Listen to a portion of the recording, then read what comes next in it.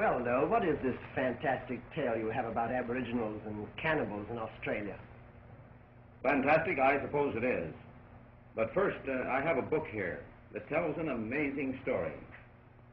And after that comes the story of this madcap expedition to the cannibal country of Australia. And we're going to make an expedition into that region. And we're going to make a discovery, a startling one, and then a surprise, a bewildering surprise. But first, this book. It tells about a race of people who lived and flourished on this old planet of ours from 25,000 to 50,000 years ago. You mean from 50 to 100,000, don't you? Well, what's the matter of 50,000 years between friends? How do we know about this strange race of cavemen? Well, the book tells us. It's called Men of the Old Stone Age, and it's written by a famous scientist, a member of this Explorers Club, Professor Henry Fairfield Osborn, the head of the American Museum of Natural History. And it gives us a really thrilling account of how ancient skeletons have been found in caves over in Europe. Now, let's take a peek into this book, Men of the Old Stone Age. Here we have a picture of skeletons of the cave age of mankind. The skeletons were discovered in a grotto on the shores of the Mediterranean near Monte Carlo. The gambling palace, the pale gamblers, the jeweled women, and not far away, the age-old cave with the bones of these unremembered people of long ago. There was no Monte Carlo then, no roulette, no cards. They had stone hatchets and clubs, but no spades. A skeleton of ancient man was found in the valley of Neanderthal in a cave near the city of Düsseldorf in western Germany. And after that, all skeletons of men similar to the one that was found in the valley of Neanderthal were considered as belonging to one race. And these men were called Neanderthal. And that is where we get the term Neanderthal. And after that, many more skeletons were found in caves. And it was definitely proven by scientists that at one time, the so-called Neanderthal man lived and lorded it over the wild life of Europe, over the mammoth, the woolly rhinoceros, and the saber-toothed tiger. Or possibly the saber-toothed tiger lorded it over them. What kind of a fellow was Fritz Neanderthal? Well, I'm afraid he was a lowbrow. Here in the book are two typical examples of a Neanderthal skull. You can see that he didn't have much brain capacity, and nothing highbrow about the old boy. But he did have a huge animal-like jaw, and the ridges over his eyes remind us of an ape. Here in Dr. Osborn's famous book, we have him compared with an ape, and we have him compared with the modern type of human being. At the left is a chimpanzee, in the middle is our friend Mr. Neanderthal, and at the right is the skull of a modern European. Look at the difference in the height of the skulls, and look at the big bony ridges above the eyes of the ape and the Neanderthal. And here's old boy Neanderthal in the flesh. That is, the scientists have put a reconstruction of flesh on the prehistoric skull. The experts at the American Museum of Natural History tell us that this is what Mrs. Neanderthal had opposite her at the breakfast table every morning. Yes, our ancient cousin, the Neanderthal, was a primitive, almost unearthly creature. Apparently, he was well suited for those days of the mammoth, the woolly rhinoceros, and the saber-toothed tiger. And the purpose of our expedition, the one we are starting on right now, is to investigate a rumor that Neanderthal man still lives on this spinning planet of ours in the torrid unknown of Australia, that backwash of forgotten animals and forgotten men.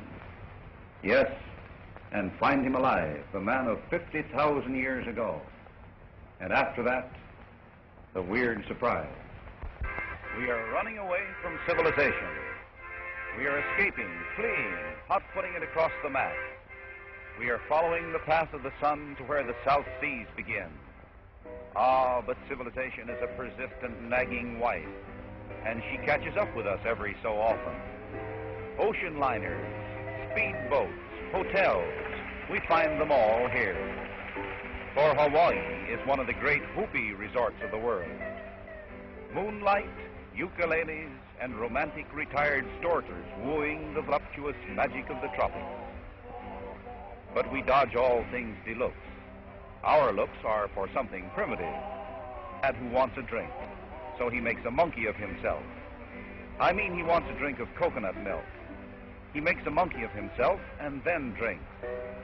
While in some other parts of the world, they drink and then make monkeys of themselves. So they tell me.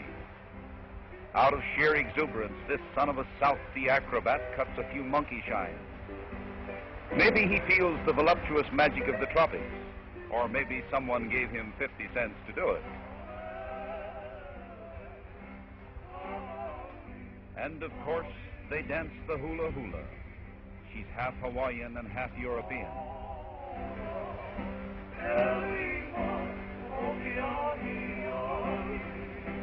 Her name is Miss Love, and the name seems to fit.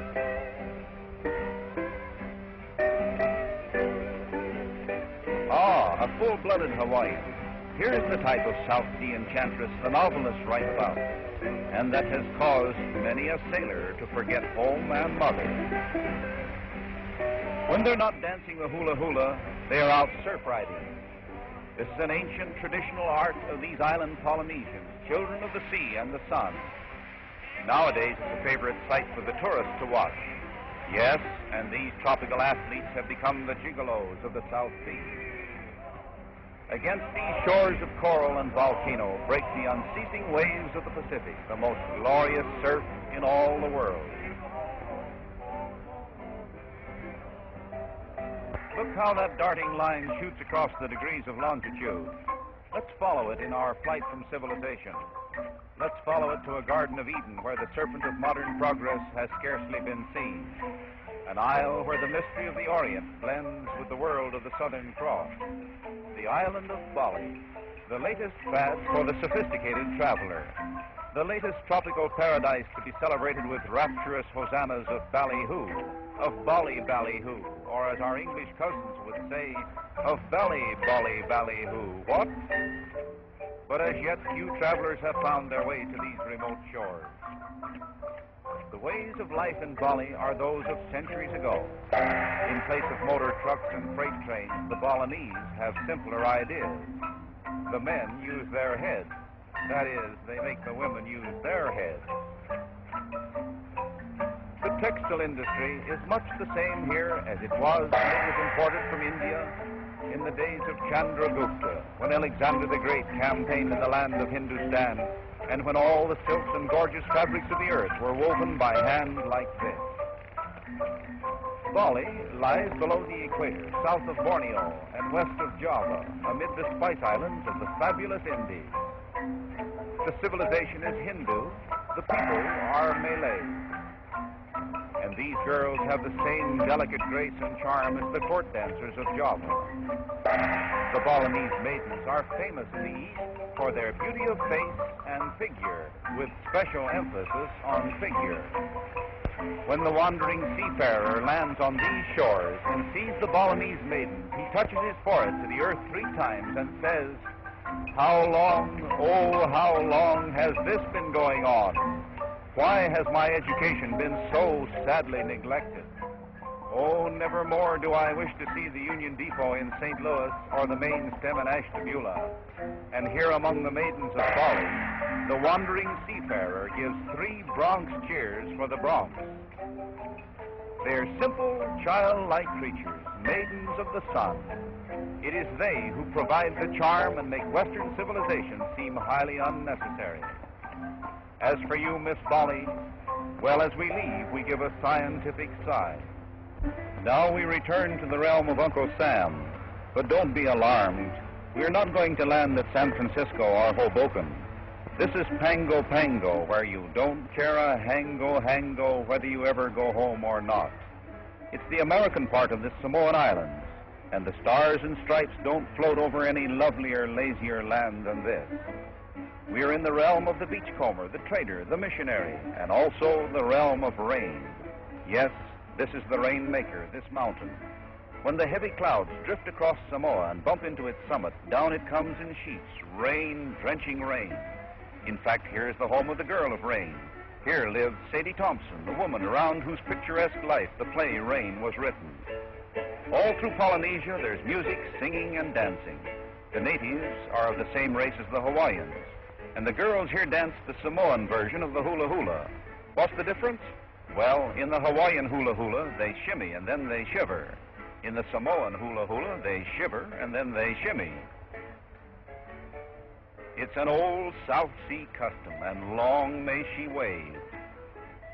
In our quest for Neanderthal man, we seem to be running into a few non-Neanderthal women.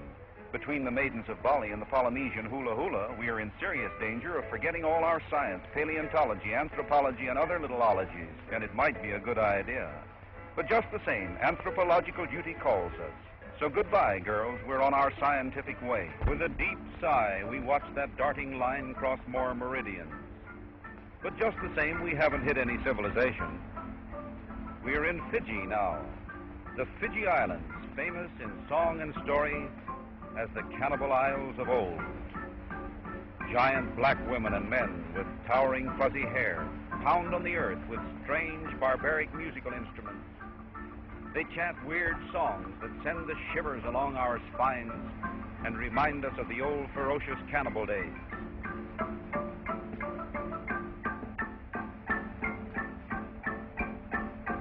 The people here are of another race. They are black Melanesians.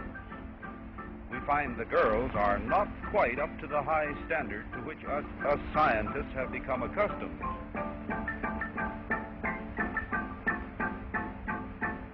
No, we don't care so much for this concert and ballet dancing. We wish we were back in Bali, where the ballet is better. But this is Fidgety Fiji. But here's something to admire. Watch that boy. There are no springboards out here. But these youngsters get along nobly without them. They're the flying fish of Fiji. Boys are much the same the world over. The good old equatorial swimming hole. They'd hang their clothes on a hickory limb, only there isn't any hickory and they don't wear clothes. Well, we're too near the great islands of New Zealand to miss paying a visit to those strange people, the Maoris.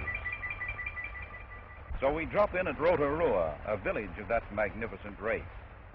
The Maoris have rapidly become civilized, but they still cling to much of their old aboriginal mode of life, their beautifully carved houses, and their fantastic symbolical dances and pantomimes.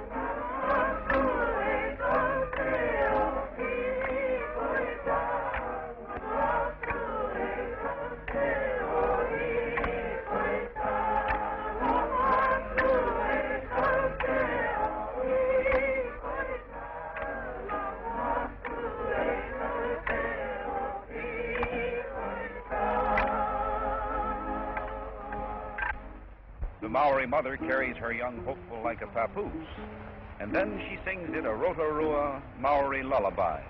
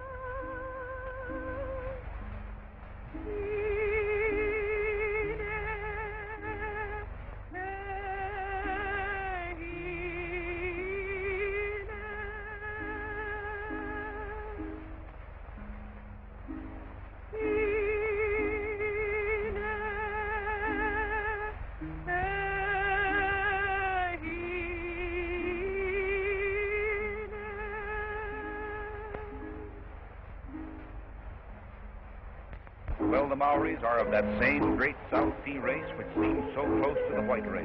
They might almost pass for Europeans or Americans. They are one of the tallest, most powerful of all peoples, and one of the finest.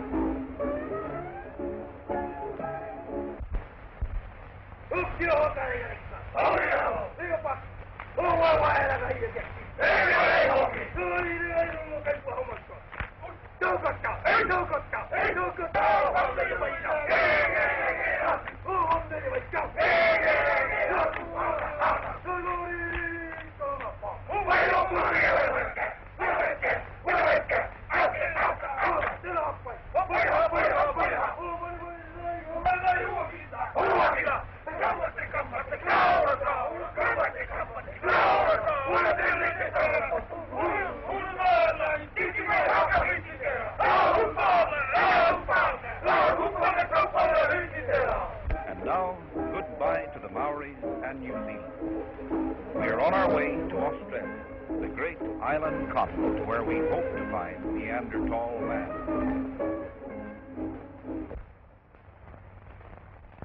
Wanderings are over. Around this frowning cliff, hidden by walls of living rock, is one of the great harbors of the world. This is Australia, the land down under. And when we enter this harbor, we are back again in a throbbing center of civilization, the metropolis of Sydney.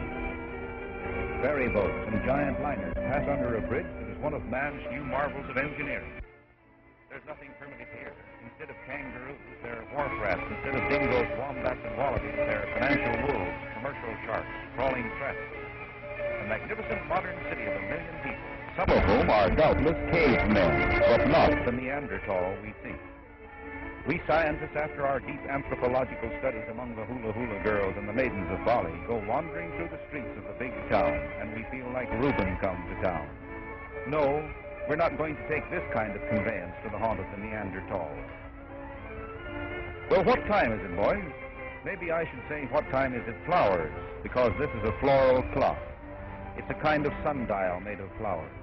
But anyway, by any clock, it's time for us to be on our way to the land of deserts and rivers that run nowhere. But first we see the black swans, and don't tell any Australian girl that she has a swan-like throat or she'll stop and wash her neck.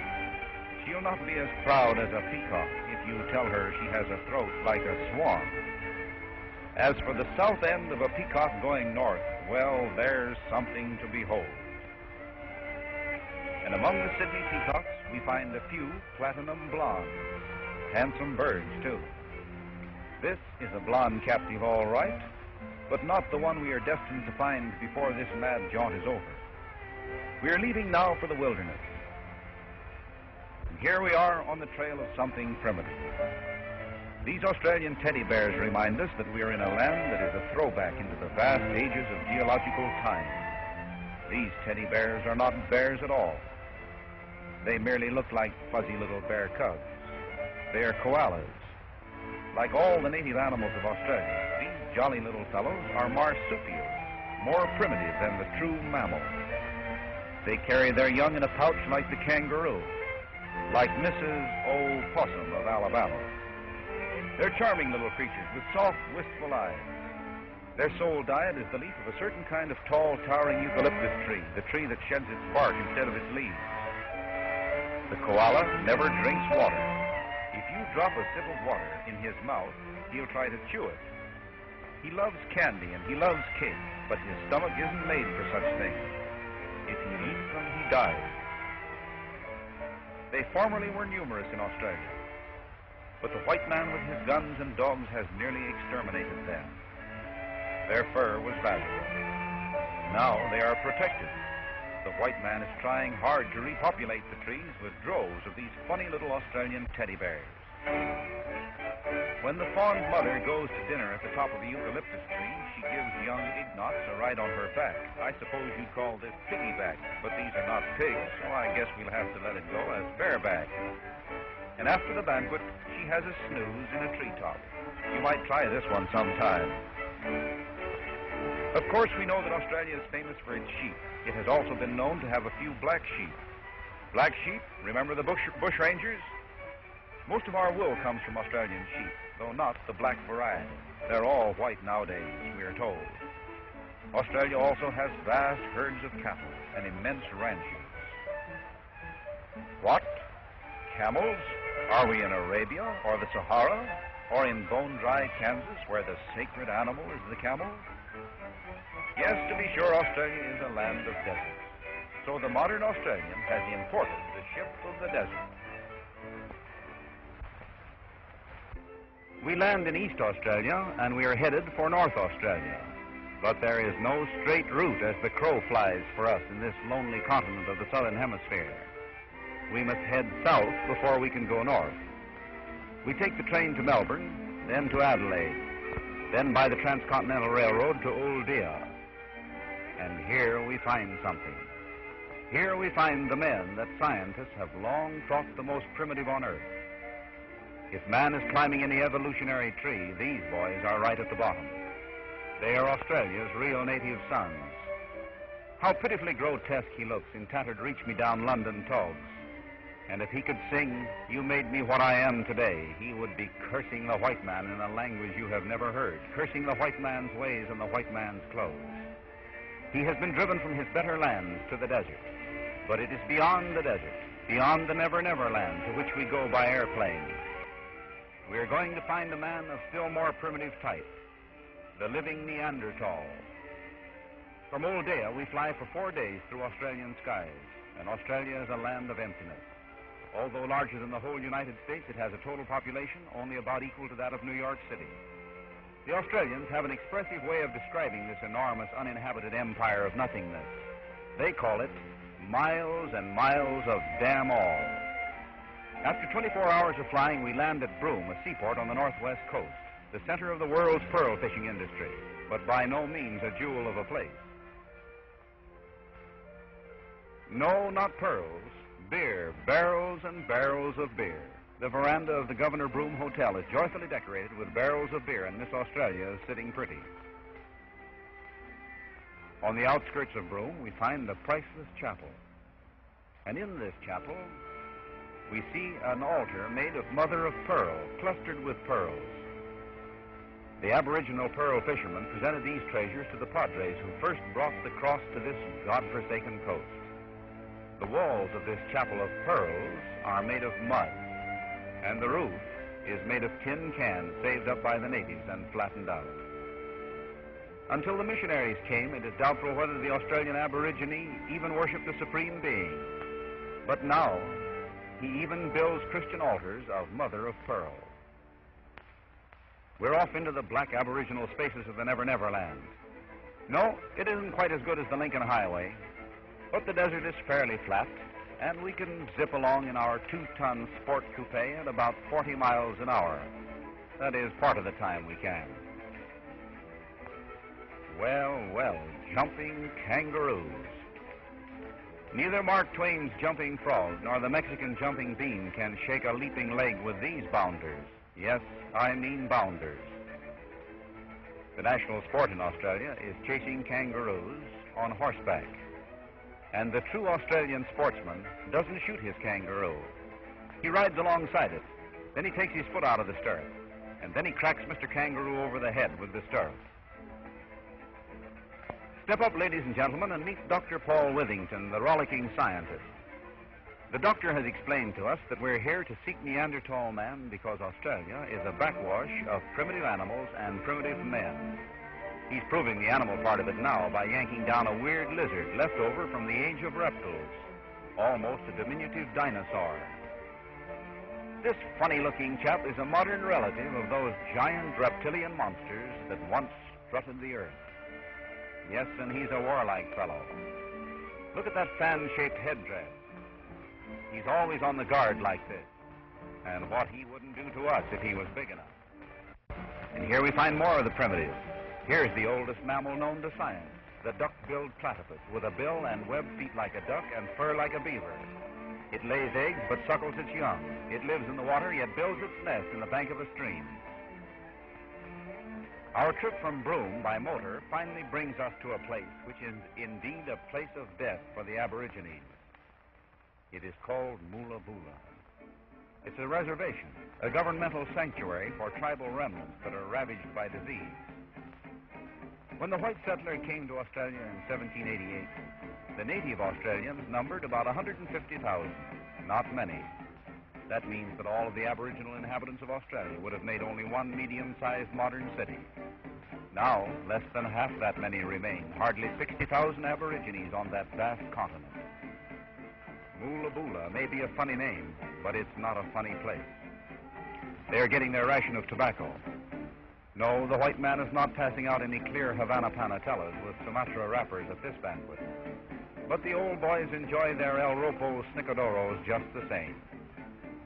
The men get theirs first, and the women get what's left. And so the dreary procession passes, a monument to the ways of the white man and the advance of civilization in a place where civilization doesn't work. The Aborigines had many harsh customs. If a woman was too curious, if she was caught gazing on the tribal love rites of the men, her eyes were burned with firebrands. And this is what happened to this helpless creature who was being led by her little daughter.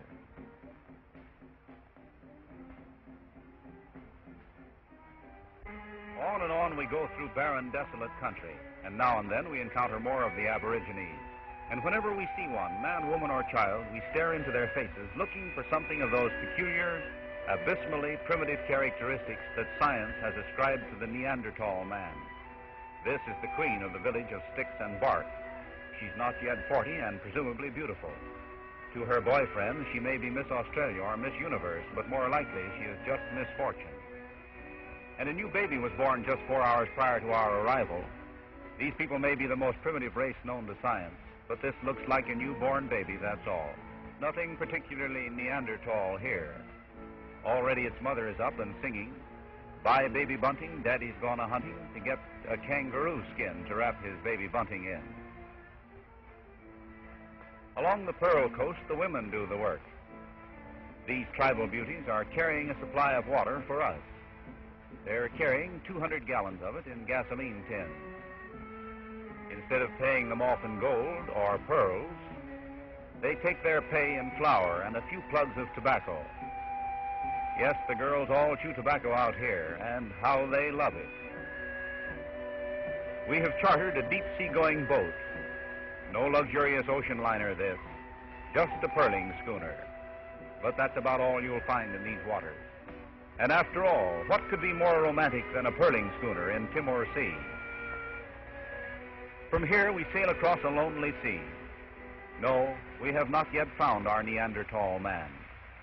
We have journeyed far among the Aborigines of the wasteland, but we found no sign of the man of 50,000 years ago. All we got was a rumor from the broken remnants of the tribes. So we must go further. We must go by sea, far along an unvisited coast where the white man is almost unknown. There we expect to find far more primitive tribes and types of unknown men, and if we are ever to find Neanderthal man, we'll probably find him somewhere on the edge of Timor Sea. Our voyage is to take us along 900 miles of the most inhospitable coast in the world. And the weather in these waters is of the blow-em-up, calm-em-down variety. Our little pearling schooner is a veteran of the vagaries of the South Sea storms. It doesn't care what happens. She isn't as roomy as an Atlantic liner, and it's hot as the hinges of Hades. If there's a hotter place on Earth than this, you've got to show us. But we have plenty of beer. The folks in Broome insisted that we include several barrels in our cargo.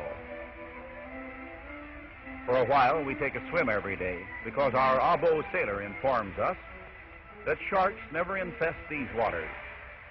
Then one day we inquire why, and he replies, "Too much crocodile." The currents are so swift and tricky that they make swirling, foaming rapids right in the open sea. One morning we sight this little isle, uncharted on our maps. Our Abo sailor says that he sees turtle tracks on the distant beach. The heat has spoiled a lot of our food, and we are looking forward to a turtle egg omelet and some terrapin soup. The entire island seems to have turned turtle. We rolled these babies over on their backs on our trip ashore last night, and now we're turning them over again so they can ramble into the ocean. And they make pretty good time, too, considering the heavy load of armor plate that they carry on their backs. They come ashore at night to lay their eggs in the sand. Years ago, a French traveler by the name of Louis de Rougemont came to this strange coast. And when he returned to Paris and London with his tales of these turtles, and of how they were so big that he could ride on them, why, the gentlemen of the learned scientific societies laughed at him. They gave him the raspberry. De Rougemont died a pauper, a discredited and a broken man. But de Rougemont was right. Yes, and wouldn't old Louis chuckle with delight if he could see these pictures that prove that he was correct. We find one old boy, one big turtle, that's a foot wider than your family touring car. He tips the beam at 500 pounds. He's about 200 years old, and he doesn't feel a day over 150. But it's the female of the species again that does the heavy work. Look at her go to it with her front flippers. Wonder what she's up to. Maybe it's buried treasure. Maybe the pearl poachers have been hiding their gems here. This coast is notorious for its poachers and for its smugglers. Then we swing around and take a look at the other end of Mrs. Turtle. And lo and behold, she's digging with her hind flippers too. She's not a bit camera shy. She doesn't mind us. She goes right on with her work. And she's ambidextrous too. First she uses one flipper, then she uses the other, just like a machine, in rhythm. Well, at the end of 2 hours, the Duchess of Terrapin has excavated a hole. Her hole is 2 feet deep. And above the opening, she assumes a casual pose. And then, before our startled eyes, she begins laying eggs. 88 eggs, 2 at a time. Each egg is about the size of a regulation billiard ball with a soft, rubbery shell. Oh, what an omelet. A turtle egg omelet tastes more like fish than fowl, and one of our Abo sailors ate 25 of them raw in one sitting without batting an eye. What a man. Once Mother Turtle has covered her eggs, they are almost as difficult to find as a Neanderthal man. But old boy Abo, he follows the fin tracks. Then he jabs a stick into the sand, and then he sniffs, and then he digs them up. And the older they are, the better. He prefers his turtle fruit ripe. He prefers it so ripe that we all run the other way. Well, there are countless giant turtles out here, and nearly all of them are big enough for a man to ride on. And it's lucky for the Aborigines that the turtles are here, because in some sections of this coast, there is almost nothing else for the tribesmen to eat. In this one nest, our Abo finds exactly 106 eggs. Many a farmer wishes that his hens had a batting average like that. Well, at any rate, we won't starve along this coast. But it may be rather hard on the members of the expedition who don't care for eggs. Nearby in this same sandy incubator, we discover a nest of young turtles who have just emerged from their shells. Dr. Withington tells us that scientists have never been able to determine how long it takes a turtle brood to hatch. Just another one of the mysteries of nature. Well, we pile a lot of the little fellows on the back of a big chap. Then old man Turtle takes his family for a ride. But his hard-shelled offspring slide off in all directions into the sand. They spill all over the place, and the old boy pushes right on toward the ocean. He doesn't care a hoot what happens to the family. The youngsters are better looking than the old folks. Yes, this is where your fine tortoiseshell combs come from. Now the villain appears. The arch-villain of the world of turtles. His name is Goanna, but he is also known as the monitor lizard. He has a large blue tongue that darts in and out. He's the scavenger of the Pearl Coast. When we stumbled on this scallywag, he was robbing a turtle's nest. This monitor lizard of the shores of Timor Sea is 4 feet long. His stomach is still distended with the eggs he has stolen. His bite is not generally fatal, but the wound seldom heals. Back on our pearling schooner, Dr. Withington dissects a turtle. he places the turtle's heart on the deck. And there, without the lifeblood coursing through it, the heart continues to beat rhythmically. Having performed continuously for 200 years, it is reluctant to abandon its labors. It continues to beat in this remarkable manner for more than 12 hours. Our stay on that desert island gave us a spicy taste of the joy of wild places. We learned something about giant turtles and about monitor lizards. But what did we learn about Neanderthal man? Not a thing. We have still 400 miles to go. Out on the jib boom, our Abo sailor keeps a weather eye on the submerged reefs and the shoals as the days slide by. Back at Broome, we were told to steer for Sunday Island, and here it is. Why Sunday Island? Well, probably because it was discovered on Tuesday. At any rate, when you're in this part of the world, you don't know whether it's Sunday, Monday, Thursday, or what it is, and you don't care a hoot. You lose all track of time, and after a few weeks, you feel as though you're on another strange planet. Through treacherous waters, through whirlpools, and in and out of reefs, we make for shore like a boatload of Robinson Crusoes. The currents swirl wildly around us, but we're lucky. We manage to dodge through. And here at Sunday Island, we again approach what to us is an unknown region. What will we find here? We wonder. We were told that some particularly wild and primitive people live in this locality. Dropping over a small ridge, we come upon the capital city of Sunday Island. Only it isn't much of a city. The huts are about the size of dog kennels, built of leaves and twigs. But where are the people? Advancing a little farther, we see another group of huts. Yes, there are the tribesmen. They're doing a little broadcasting, a little fire signaling, just as Neanderthal man did thousands of years ago. This is the Sunday Island radio, and these boys are the local announcers. They're giving a special news broadcast of our arrival. Let's hope their news dispatch doesn't read something like this. Fellow citizens and cannibals, get your pots ready. Here come the missionaries. How did those men of 50,000 years ago kindle a blaze? How did Neanderthal man light his fire? Well, just like this. This boy is watching his father intently. In a few days, he is to pass officially from youth to manhood. Then he must be an expert at many things. And of course, it is fundamental that he should know how to make fire after the manner of his forefathers.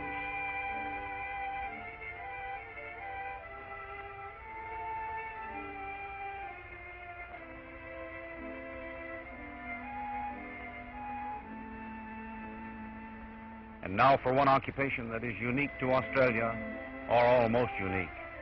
You will find it nowhere else in the world, with the possible exception of some of the more primitive peoples of southern India. Meet the boomerang maker of Sunday Island.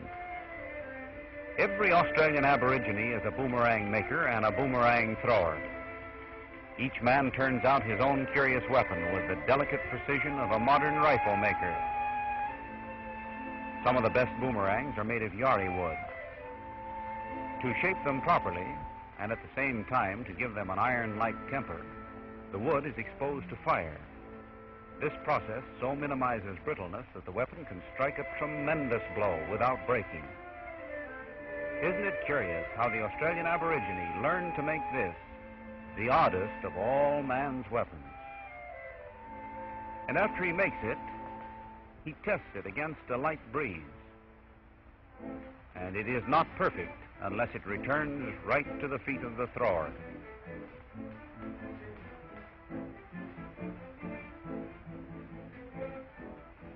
These Aborigines are more primitive than any we've seen so far. Their weapons are the weapons of the Stone Age. Metals are unknown to them. This, for instance, is the local Krupp foundry. Instead of chromium steel, he uses a kangaroo shin bone and a piece of rock. He makes a spearhead from a fragment of quartz. And this makes us wonder. We wonder whether both he and the American Indian could have been taught this by a common ancestor in some dim, bygone age. Yes, surely we must be on the trail of Neanderthal man at last. At any rate, this is the way the caveman of 50,000 years ago made his spearhead. Yes, it's curious how time has stood still out here. Instead of the oxyacetylene torch for welding, this man uses mud and ant gum, a sticky clay, together with a kind of glue that he gets from giant ant hills. And so the spearhead is united to the shaft. And that's just as important to him as forging a 16-inch gun is to the civilized and warlike white man. He uses his primitive spear for war when aborigine meets aborigine, and also for hunting kangaroos and wallabies and the other strange creatures of his tropic realm. But how does he throw it far enough and straight enough to hit anything that isn't deaf, dumb, and blind? When we ask him this, he sends a boy for a notched throwing stick. They call that throwing stick a womera. The womera is to the spear what the gun barrel is to the bullet. And we hope he doesn't forget himself and swing that womera in our direction. It looks like mysterious business to us. We ask him to demonstrate a bit. He says, okay, and starts off with the spear between his toes. And then he heaves it. He heaves it at his pal Rumba Tumba out there, who fortunately knows when to duck.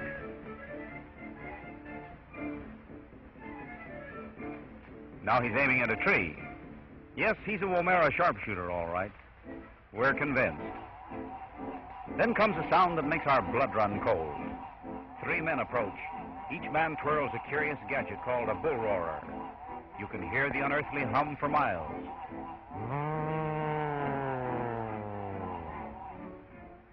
At any rate, it's easy to see how the bull roarer gets its name. It's a warning to all women and children, a warning to remain away from the sacred rites. If they peek, their eyes are burned out with flaming brands. The women and children are driven away because they are not allowed to see the forbidden boomerang dance sacred to the dingo. Who's the dingo? Why, the dingo is the ferocious Australian wild dog. Every aborigine has a dingo. The dingo dance sometimes lasts for 3 weeks. So no wonder they take it easy part of the time and do some of the dingo dance on their knees instead of on their dingoes. I mean their dogs or their feet, I should say. Then from out of the bush appear the gigolos of the tribe. They come to do the Timor Sea Tongo. Although the women have fled into the bush, this aborigine shuffle is supposed to have a magical effect on them. The idea is long-distance sex appeal transmitted by shortwave movements. Notice the shortwave movements. The 5-piece orchestra is made up of men so old that they can't even keep time with their own music. In our search for Neanderthal man, one of our most important studies is the study of faces. This is the aborigine equivalent of a plug hat. It's made out of boomerang shavings of yari wood. And this old bird is wearing a flock of cockatoo feathers. And his friend Waragamba is adorned with a mother of pearl for a fig leaf, and crow feathers for a top knot.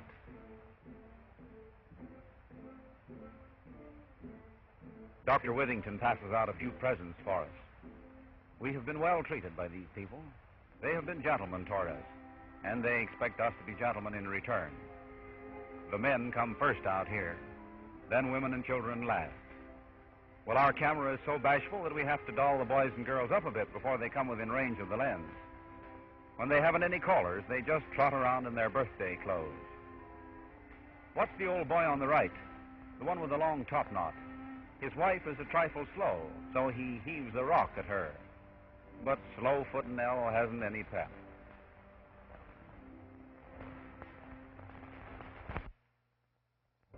Among the aborigines, the female of the species is called gin. Just gin. The boys out here not only like their gin, but they marry their gin. This is their dance of submission. These are the season's debutantes. The men are not kept away from the women's dance of submission. It's an old Ziegfelder tall custom. It may be their dance of submission, but this is one type of gin that doesn't appeal to the visiting white man. So far as we are concerned, these Abo beauties are at least 50,000 years behind their European and American sisters. Yes, indeed.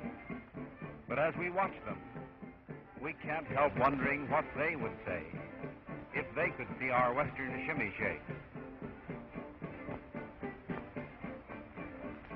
We also study the faces of the women, hoping to find Miss Neanderthal. But we are not anxious to study them at close range. Nothing doing. Whether we find Miss Neanderthal or not, what we do find is a spiffy Mud Marcel. She's a young widow, the merry widow of the tribe. She cannot remarry until her hair grows to normal length and the mud falls off. These women are all under 30, and most of them are still in their early 20s. Yes, they seem to lose their fatal beauty rather early out here. This is the dance that brings howls of delight to the tired black businessman of Sunday Island. And I wonder what kind of howls it would bring from the boys in the bald-headed row if this chorus were put on the stage in London or New York. I am afraid they'd get the raspberry. But our aboriginal debutantes have never even heard of New York or London. These boys might not be able to navigate a fleet of dreadnoughts through the Panama Canal, but just give them a few sticks for a raft, and they'll make the First Lord of the Admiralty look like a landlubber. Water seems to be their native element.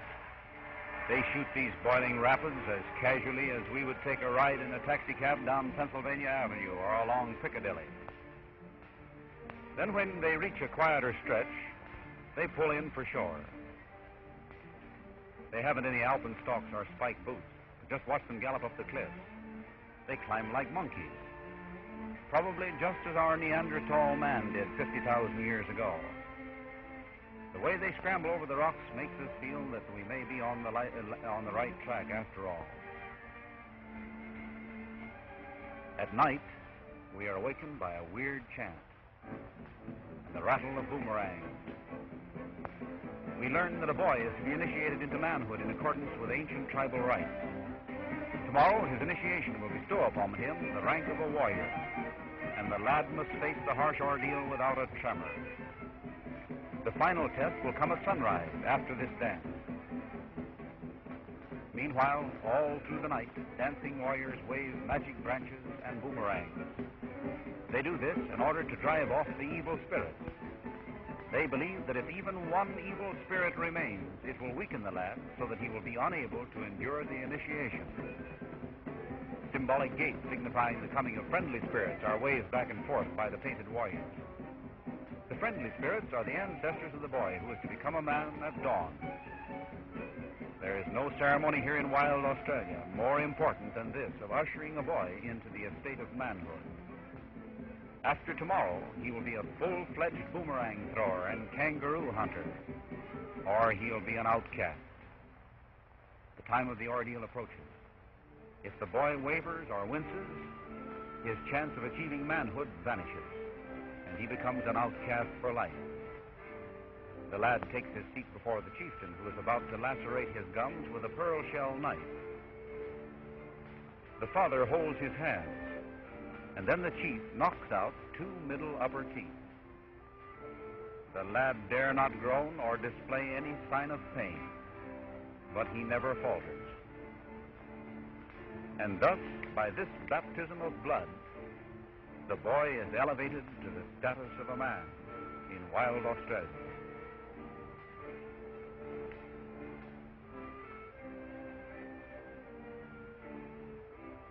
This is his mark of maturity. Though barely 10 years of age, he may now seek a wife. Someday, no doubt, he will be fully as proud of his tribal markings as his father is proud of his. And if he becomes a chieftain, he will wear the pearl shell knife like this to be used to pierce the gums of other lads. Goodbye, Sunday Island, and a fond farewell to you, you fine old boomerang thrower. Here's a hat, a clay pipe, and a plug of tobacco. What man could ask for more? If you don't like the brand, you can trade the plug of tobacco for another wife. What a life. The clues he and his people gave us send us farther, ever farther along this torrid coast. For almost a month, we weave in and out of shoals and islets, and we're getting short of kangaroo meat. So our native sailors decide to catch a dugong. A dugong is an aquatic mammal, variously termed a sea cow or a sea hog. In fact, the dugong is a sort of submarine farm, I guess. It is found nowhere else in the world except along this northerly coast of Australia and off the shores of wild New Guinea and the other savage islands in these parts. In a short time, our four abos sight a dugong. He's loafing along below the surface of the water. They maneuver to get a shot with our steel harpoon. The lad in the bow tries a new one. He throws himself overboard, drives the harpoon deep into the dugong. The harpooner clambers back into the canoe. The line pays out with a rush, and the dugong vanishes into the depths. But the dugong tires quickly, and in a little while we have the old fellow alongside. Mr. Dugong, when we get a look at him, turns out to have a bright yellow hide. His body looks something like a porpoise. Yes, and look what that doggone dugong did to our best 3/4-inch steel harpoon. Why, he almost made a fish hook out of it. Think of the strength required to twist steel like this. The outer skin of this strange creature of Timor Sea is about 1/8 of an inch thick. Dr. Withington explores Mr. Dugong. Underneath, he finds 1.5 inches of fat that looks like pork. Then the doctor tries to cut it with his knife. We all crowd around to watch him because this is the first dugong we've ever seen. In fact, some of us had never even heard of such a curious creature of the deep until we came out here. When cooked, dugong meat tastes like overripe fish. And I'm afraid it smells like a platter of last year's clams. So we don't find it any too appetizing. But the abos love it.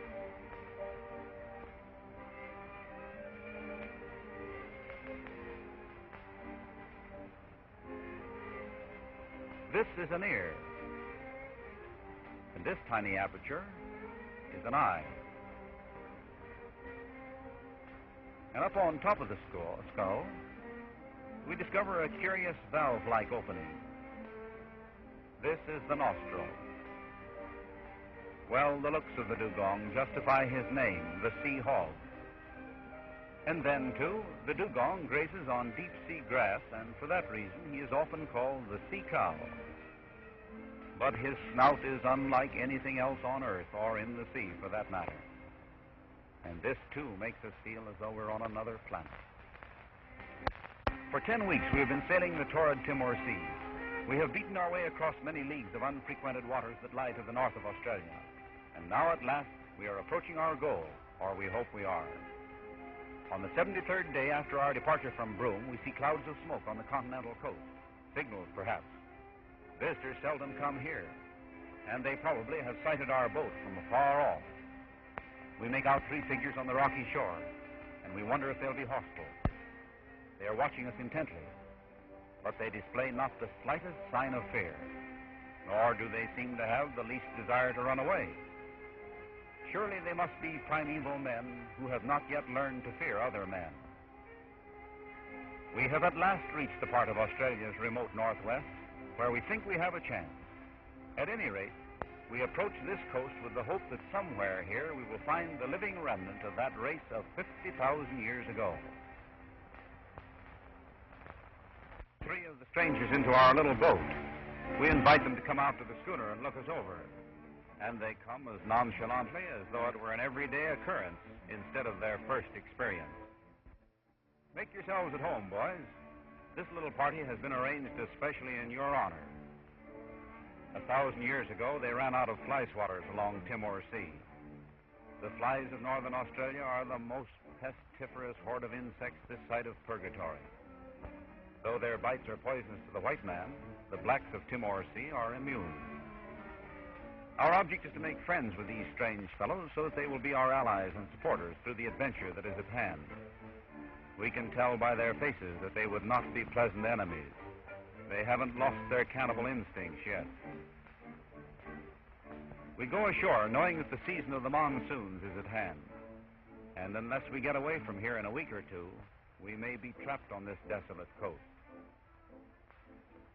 Other members of the flyback tribe receive us, but they receive us with such ominous tranquility that we are afraid they are liable to present us with a boomerang to the city. But our three friends who came out to the schooner do noble service. They call out to the others that we are just a party of visiting firemen out for a holiday and not to be alarmed. These men are the finest physical specimens we have seen so far. They are true sons of the earth. They sleep where night overtakes them. Nude, free, and untrammeled, they have roamed this bleak, barren territory like so many apes for untold centuries. For them, time has indeed stood still. They neither build bridges nor play bridge. They fly no airplanes. Why, they never even flew a kite. Yes, here is human life in its lowest form. We have turned back the pages of history. We are looking at our own ancestors of 50,000 years ago. We are shaking hands with the boys at the bottom of our own family tree. At any rate, so it seems. Because we intend to pass a week or more with this tribe, we take care to win the goodwill of the women. They're extremely suspicious and superstitious. And if they suddenly got the notion that we are in league with the evil spirits, our whole expedition might come to a sad, sad end. The debutante or dowager of Park Avenue has her pet Pekingese. The debutante or dowager of Timor Sea has her pet dingo, the wild dog of Australia. These ladies would hardly take any prizes at the Atlantic City Beauty Show. But at that, they're a lot better looking than the men. The women in every clime like presents. Broadway has its gimme girls, and so has Timor Sea. So we give them pandanus nuts, a rare, bitter-tasting delicacy. And do the girls like the nuts? I'll say they do. They are so busy devouring them that they don't even know that a camera is pointed their way. Whether these girls are related to Neanderthal man or not, their nutcrackers certainly belong to the Stone Age. If there is one thing they like better than fricasseed kangaroo, it's pandanus nuts. The scars on the shoulders of some of the women, or some of the gins, I should say, denote widowhood. The closely cropped hair of a few signifies that already they have snared a second husband. And according to custom, the second husband will wear the missing tresses as a belt. We see two girls wearing their own hair around the waist in this fashion. They are ready to turn the hair belts over to their next husbands if they're lucky enough to get them. In a moment of rash generosity, we supply the girls with our only cake of soap, and they seem to need it. But instead of using it to wash, they eat it. Venus at the bath in Australia. As night approaches, the usual preparations for a fire are begun.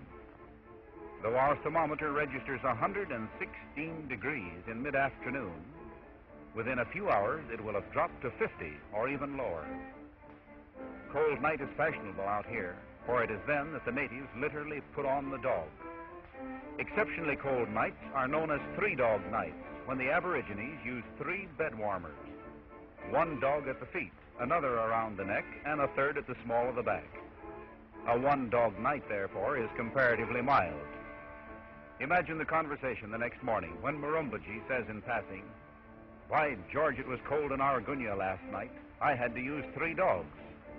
And Warragamba replies, "You're cuckoo. I used only 2, and before morning threw one of them over to the wife." Some of the boys are going through their setting up exercises, while their wives are fixing some kangaroo hash and scrambling a few turtle's eggs for breakfast. The men are limbering up their spears and warambas. And now it's our business to make a methodical study of these people. Man after man, we must observe the members of this tribe until we find a trace of the Neanderthal. That is, if it is here. For these are perhaps the most primitive of all the primitive peoples of the Australian bush. What a strange old world this is.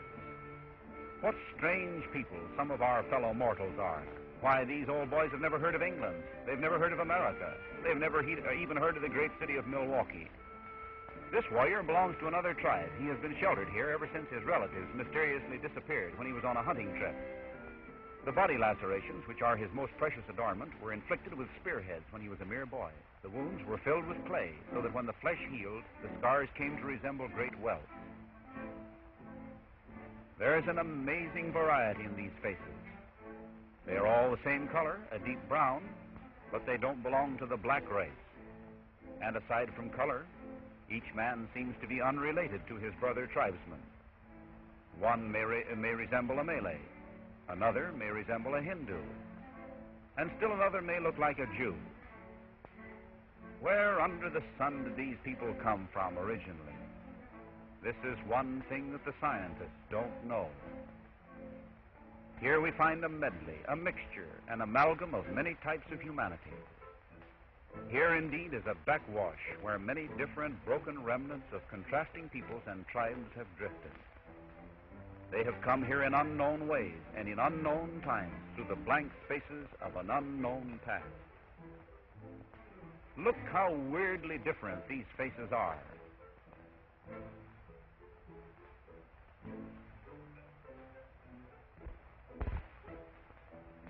Remember that face we saw at the American Museum in New York? This reconstruction of the Neanderthal man, the man of long ago who hunted and fished in the primeval forests of Europe thousands of years before the dawn of civilization, before the dawn of history?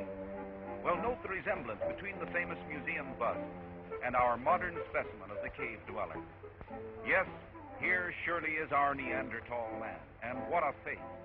Yes, here he is. Here is what we have come 10,000 miles to find. Let's look at him closely for a moment. Look at that massive skull, those beetling brows, the expression of heavy ferocity, that ponderous ape-like jaw. And when we found this man, we felt that our expedition had not been in vain. Yes, here is a living specimen of the caveman. Well, the amazing thing about this quest of ours is that we not only found what we came for, but we also found something even more startling, and we didn't have to wait many minutes now. And just before the surprise comes, we stand watching little Bimbo, the boy bushman, as he does the Timor Sea cakewalk. He's the son of a chief, and he goes through this dance with all the confidence and assurance of a veteran. The tribesmen are dancing a dance of friendship and farewell. Queer steps, weird music, unutterably primitive, repulsively barbaric, dark savagery. The tribesmen have decorated their bodies with a mixture of white clay. Their dance doesn't seem to be a joyous affair. They're in deadly earnest. They're a serious people. They even take their festival seriously and solemnly.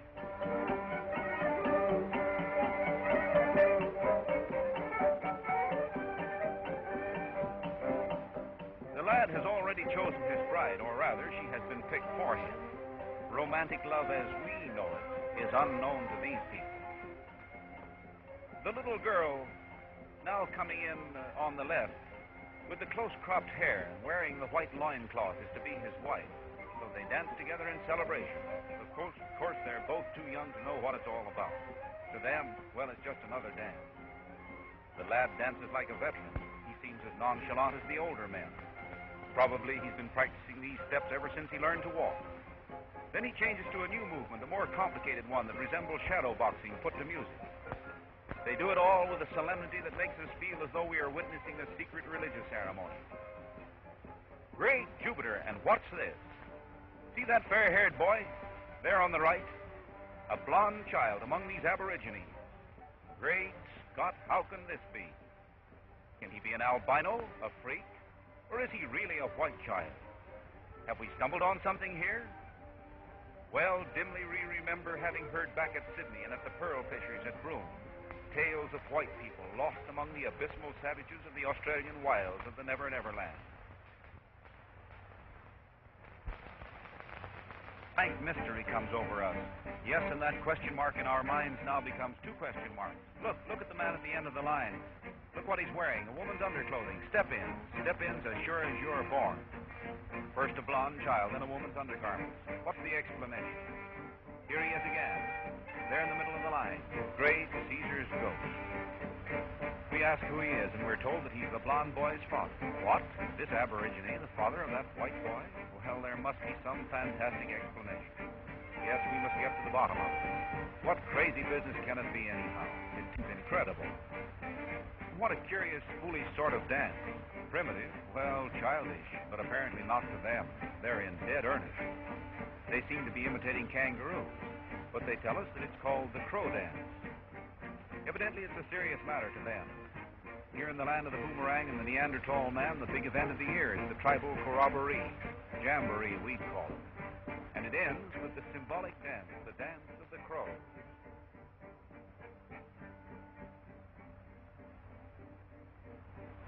But our eyes are irresistibly drawn back to that boy, that fair-haired lad.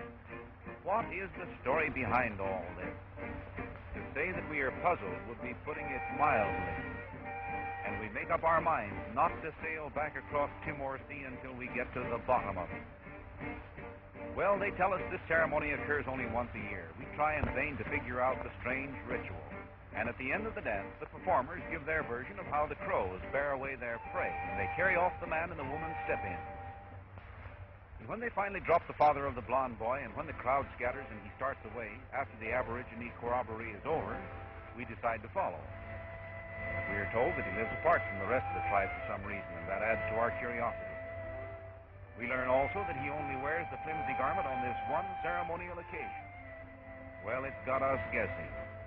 And if at all possible, we're going to find out how this grotesque thing came about and what it means.